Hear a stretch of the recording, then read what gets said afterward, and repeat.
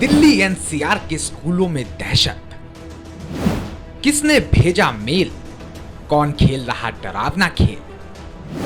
किसने फैलाई दहशत? कौन दहशतगर्द? कौन पाल रहा खतरनाक मंसूबे? बुधवार का दिन, सुबह का वक्त, यानी स्कूल टाइम। लेकिन एक ईमेल दिल्ली एनसीआर के करीब 100 स्कूलों में टेंशन बढ़ा देता है।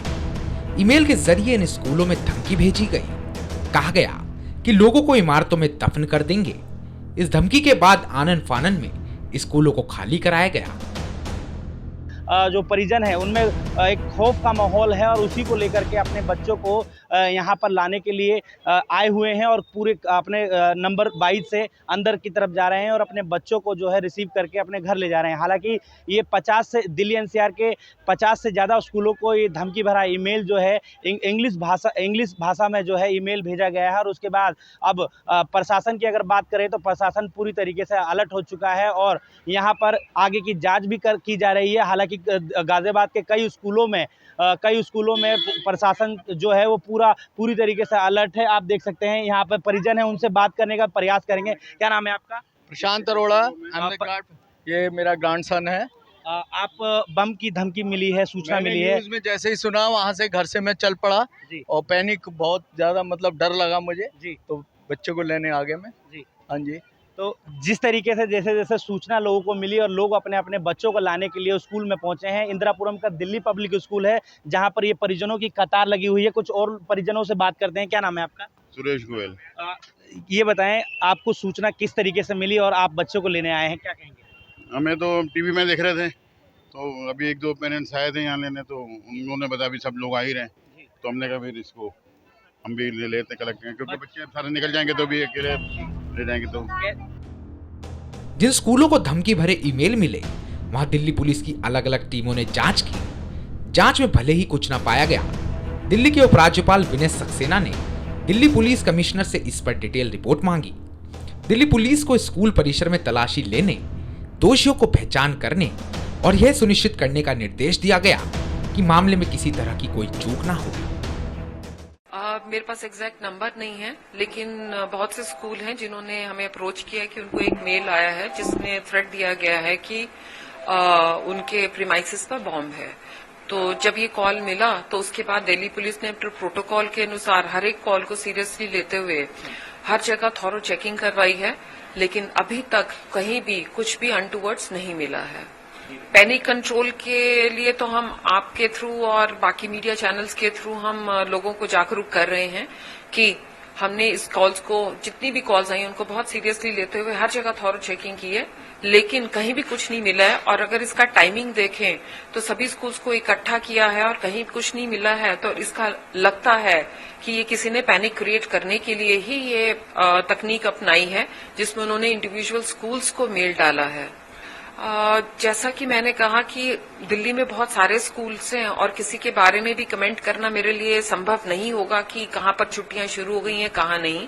मैं इतना कहना चाहूंगी पेरेंट्स को कि पैनिक ना करें। ये वाली कॉल्स हमारे लिए भी बहुत सीरियस होती हैं। तो एक एस्पेक्ट है सुरक्षा का, तो उसके लिए हम हर एक संभव जो भी प्रोटोकॉल के अनुसार है वह कर रहे हैं।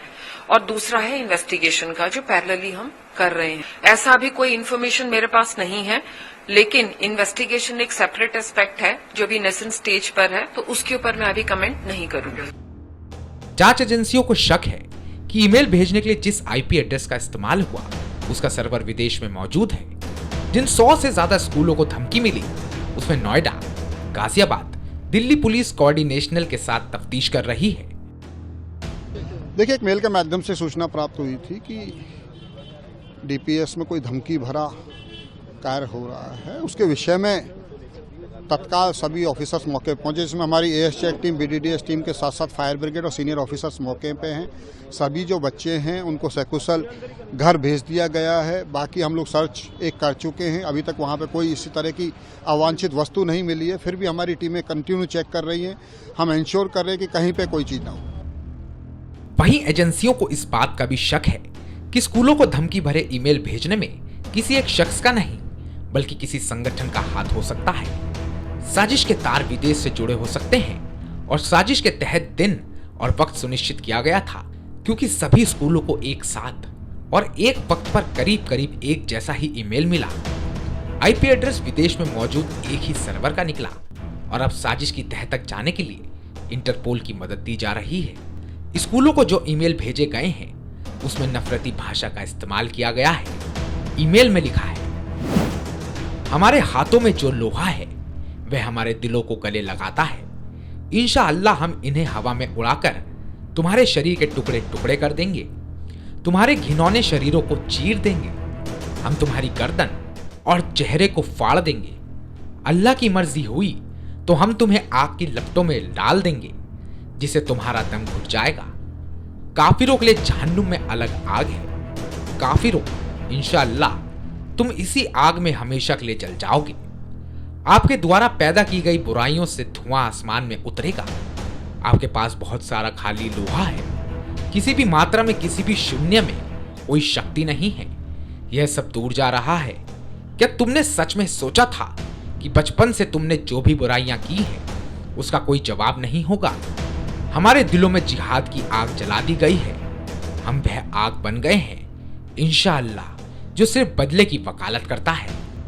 ईमेल में जिस नफरती भाषा का इस्तेमाल किया गया उससे हड़कंप मचना तय था, लेकिन केंद्रीय गृह मंत्रालय ने लोगों से अपील की है कि घबराने की जरूरत नहीं है। ऐसा लगता है कि यह फर्जी ईमेल था। AMB report.